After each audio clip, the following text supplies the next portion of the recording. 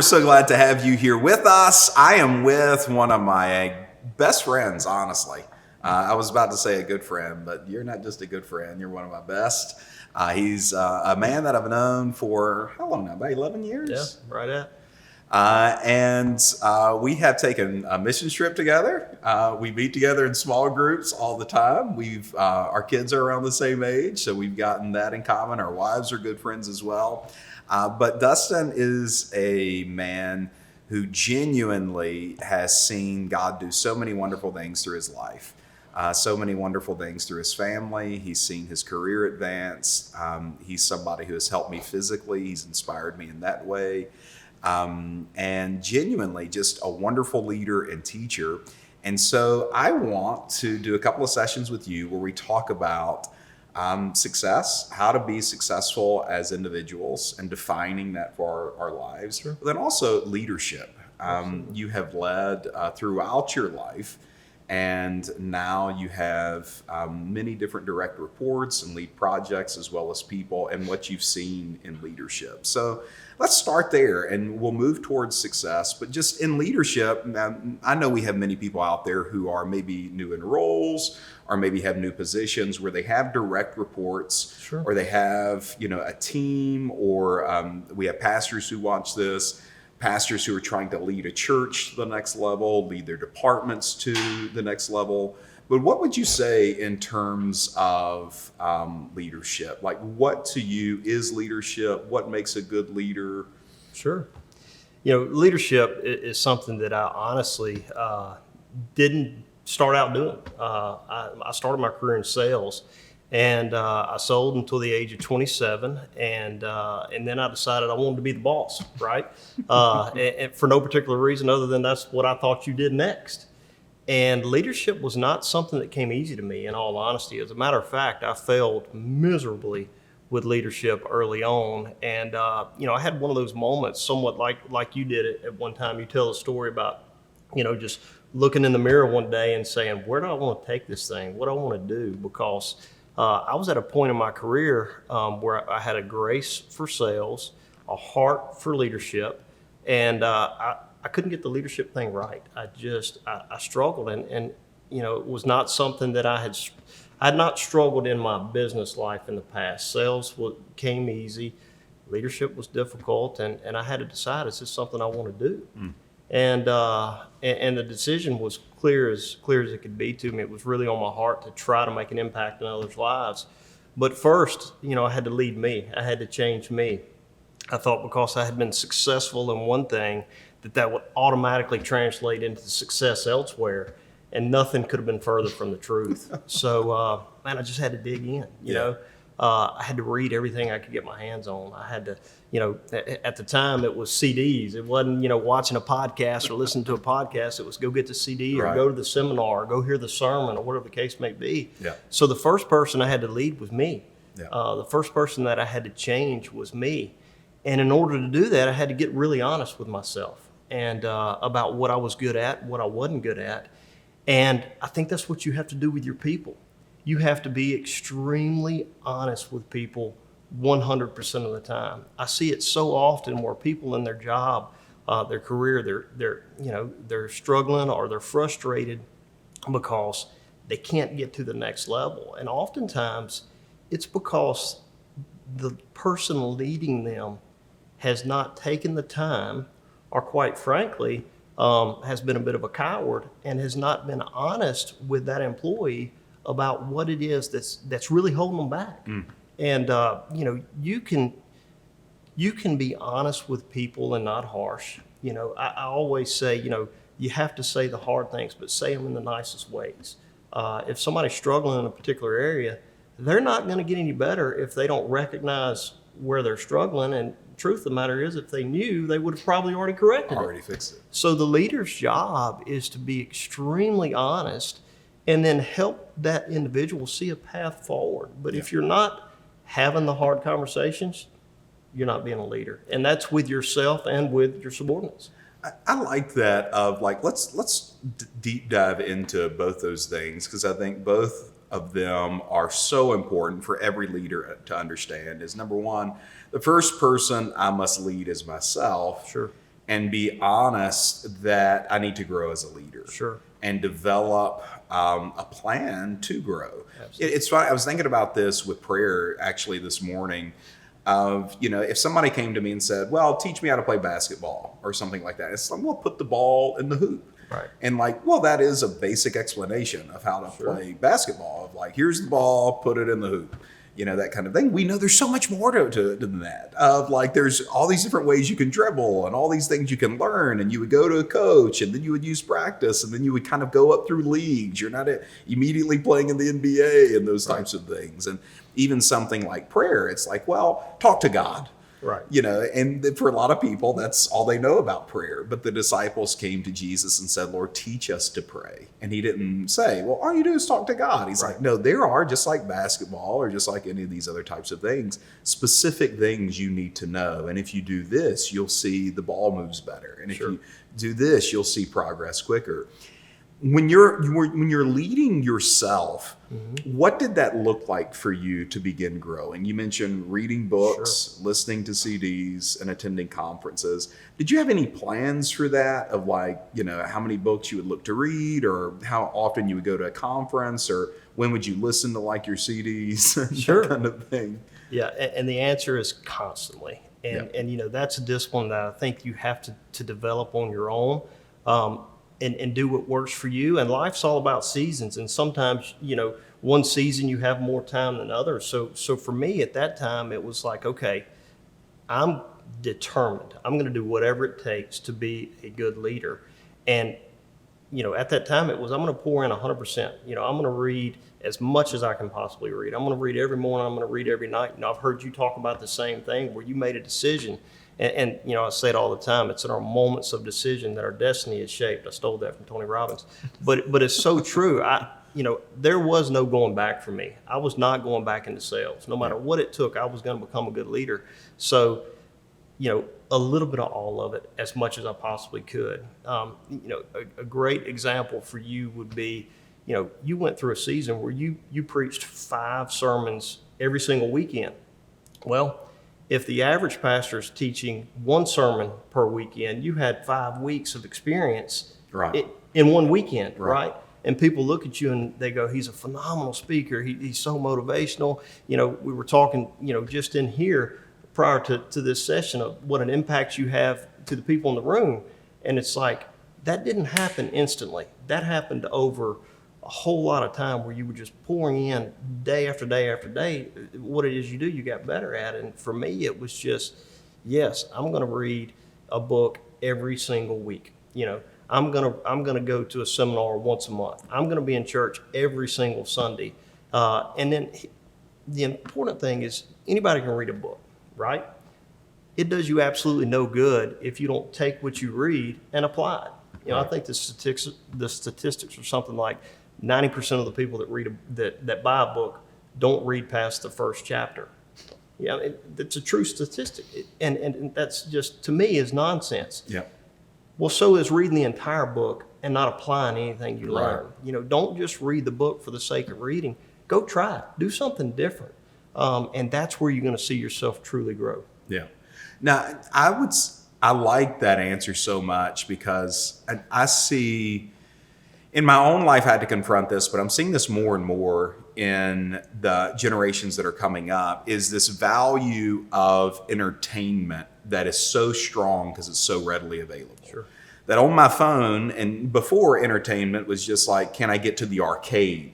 Right. And can I get to like the television and wrestle the remote away from my parents? Because there was one TV, video games weren't in the house, they were at arcades. So you had to go there, and that was entertainment. And so out of that, then that kind of shifted to now you've got a video console at home. Televisions are getting cheaper. That's the one thing that's actually, gotten cheaper over the years. Now everybody has a TV, and then that morphed over into the cell phone, where it's now my cell phone. Not only do I have games, but I have all these other apps that are entertaining. Yeah. I've got all these shows that I can watch. I've got all these things that I can look at. I can spend hours on TikTok. I can spend hours on Instagram, all of these things. And so people are valuing entertainment more than wisdom like never before. Sure.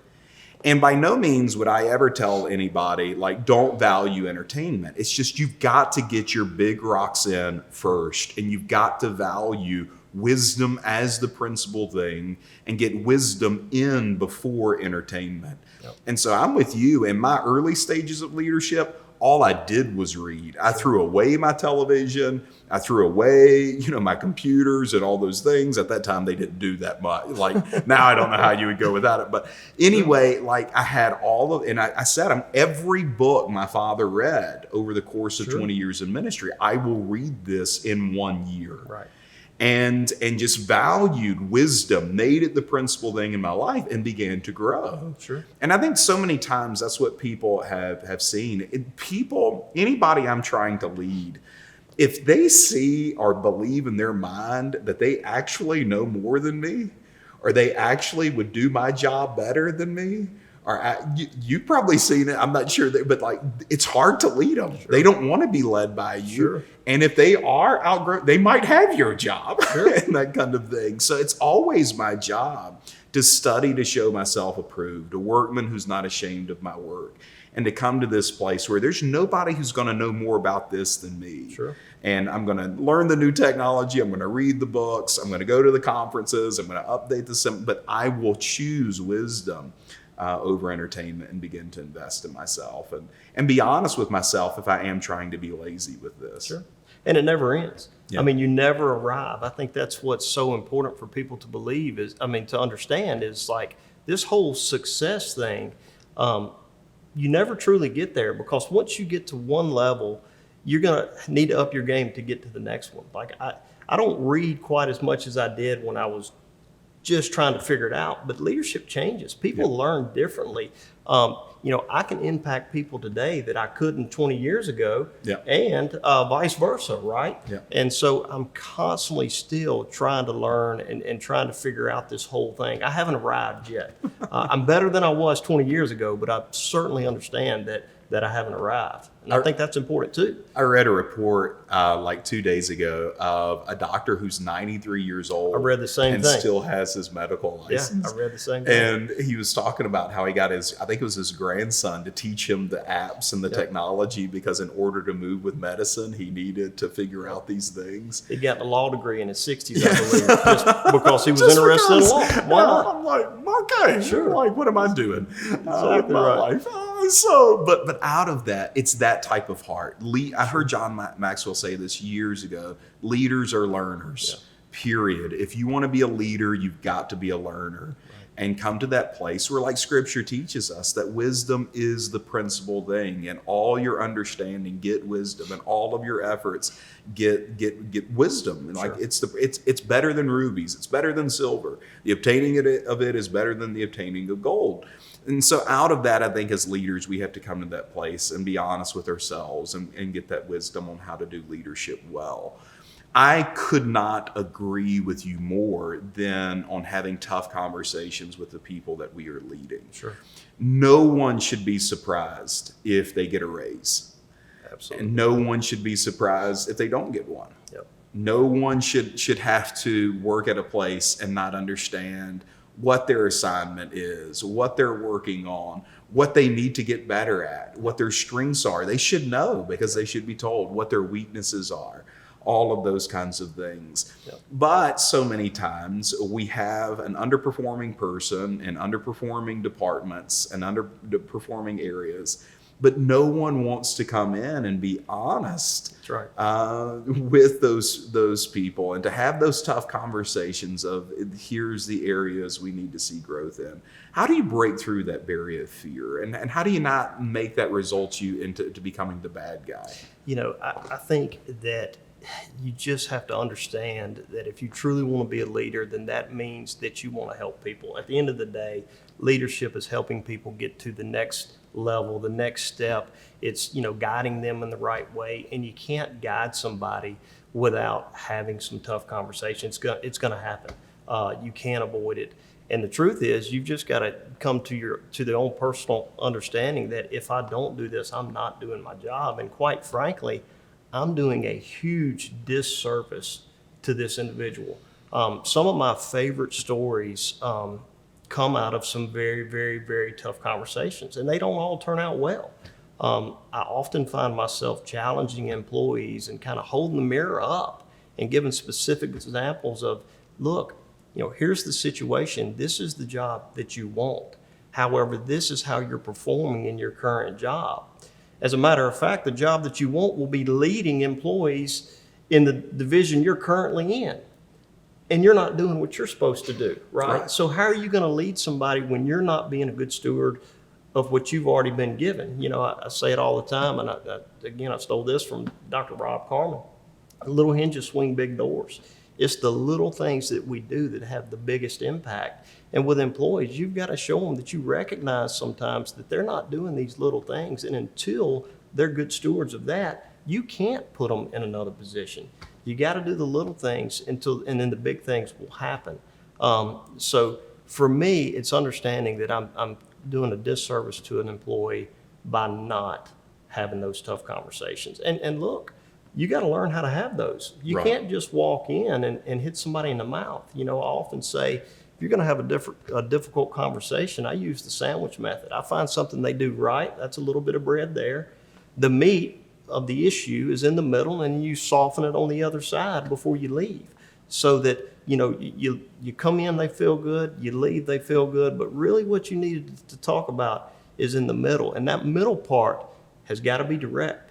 You can't sugarcoat it all. Now, you can say it in a nice way, but you got to get to the meat of the message. You got to tell them exactly what they're doing wrong, and then you got to give them a path forward. You got to tell them, here's what you're doing wrong, here's how you change it.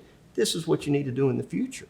And give them the opportunity to do that. And I love to see it when that happens. I love to see the guy that can hear a tough message, walk out of the room and turn it around. There's nothing I love more as a leader than to see that, and then get to come back and give them that job or double promote them. I've had situations to where they were in one position, they applied for a job just one level up, had a very tough conversation with them. They immediately recognized it, owned it, turned it around, and they didn't get the job they originally wanted. They got the boss's job, right? I love that, and it was because they were good stewards of what they heard. They went out, pivoted, made the shift, and immediately everybody in the organization saw them differently because they made the change. Yeah. One of the things that I like about your industry, and I think that this is something that probably any leader can understand to some degree, especially small business owners and things like that have metrics that they have to hit. Absolutely. We've got to bring in X amount of dollars, because if we don't, we are not making money. Right. And out of that, we've got to eat. Same thing with, churches that need to hit certain metrics in order to sustain themselves and then to grow. So, but your organ is very metrics driven. Sure.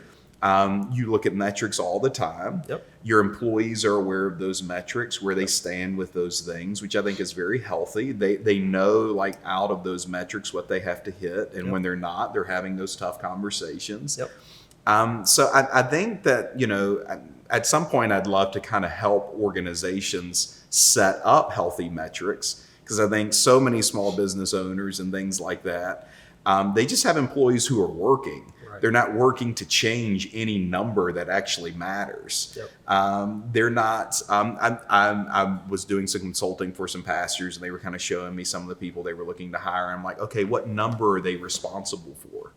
And what do you mean? I'm like, you're telling me the task they're responsible for, but where does that task impact the numbers? Sure. And what they saw is it actually doesn't impact any number. I'm like, then why are you hiring? Don't hire. Don't hire. That's exactly so right. I think there's a whole nother line of teaching we could do there to help small business owners, business leaders, and pastors kind of be like, okay, let's look at numbers and manage with metrics and manage with these numbers and that kind of thing. But I think what we're talking about in the context of having tough conversations when things aren't hitting their numbers and you're having that tough conversation, or people are pressed to reach numbers. One of the big things that I've tried to help a lot of leaders with and pastors with in this is they feel it. When you go from like a mom and pop culture where it's like, we have a good work environment, it's fun, the product's great, but then somebody gets serious because we're about to go broke. And it's like, we've got to make this profitable. We've got to make this grow. And so they start leading with metrics and numbers, and pressure comes into the organization. And pressure comes to employees. Now, we know pressure actually is good for us. Absolutely. That where there is no discomfort, there is no growth. And if we try to make everything comfortable in a workout or everything comfortable in reading, I would never read if I read just for comfort. No progress whatsoever. I would never grow if I just went to the gym for comfort. So we've got to make things uncomfortable for them to grow. And oftentimes that results in pressure in sales positions, in jobs. It leads to tough conversations to try to get pressure pointed in the right direction to see improvement in a person. But how do we manage that pressure? Like how is you, because I know we all want to be liked and we want to have healthy work cultures and like have departments where people enjoy their work. And this is not something that's, okay, great, it's paying the bills, but I can't stand it. Like all of those types of things. How do we manage pressure with a healthy work environment? That's also, I wouldn't say adding fun. I think that'd be great if we could get there, but life, like it's life-giving to be in this job. Yeah, you said it, and people talk about it's all the rage, right? But it is culture. I think that if you have a healthy culture, you can do both.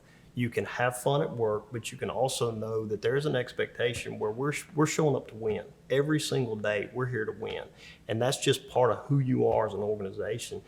So they know the pressure's there intrinsically. I would hate to think that I had an employee that came to work and didn't feel any pressure. Quite frankly, they're in the wrong spot. We've got pressure. We're going to perform. We're here to be number one. We're here to win. But at the same time, we're going to have fun in the process. And I've got a strong belief that people truly know the right thing to do. And so I ask my team that all the time is what's the right thing to do morally and ethically? 30,000 foot view, not what's right for the customer or what's right for the company. What's right, period. What's right, period. And that's our culture. And I tell all of my employees, look, if you can make any decision based on what's the right thing to do, I'll back you 100% of the time, and you're empowered to do whatever it is you need to do. If you need to spend $10,000, spend it. Do it today. You don't have to come talk to me about it. If you need to collect $10,000, do it today. Don't come talk to me about it if it's the right thing to do. Right. If you truly can't decide, tie goes to the customer, right? If you truly can't decide and it's related to an employee, tie goes to the employee. But at the end of the day, if we show up every day knowing that all our only metric is truly let's do the right thing, a lot of the other ones will fall into place. Now, don't get me wrong, we've got a lot of them, but I can show you where those little decisions, asking yourself that one question, will help every single metric underneath that fall into place. Yeah. Have you ever had an employee who was underperforming that you think, when you think about all the underperforming employees that may, of like an instance where it just really turned around and what you did there as a leader to help this employee, to help this teammate turn the corner and begin producing results? Do you remember certain things that you did on purpose or things that kind of worked? Sure. We'll go back to one of the earlier examples I gave. I had an individual who worked for us who actually applied for a job within the organization. And I went over to sit down and interview him. And Joel, he did lights out in the interview. When I tell you he knocked the interview out of the park, I was blown away. If I'm being completely candid, I didn't expect much out of the interview. I didn't expect him to do as well as he did, but he was a field service technician for our company, and he was applying for a foreman job. And I sat through that interview and I was like, man, I would hire this guy in a heartbeat. But there's so many of the things that we expect of him that he's not getting right. He's not turning in his time cards on time. He's not returning his parts back to the service department.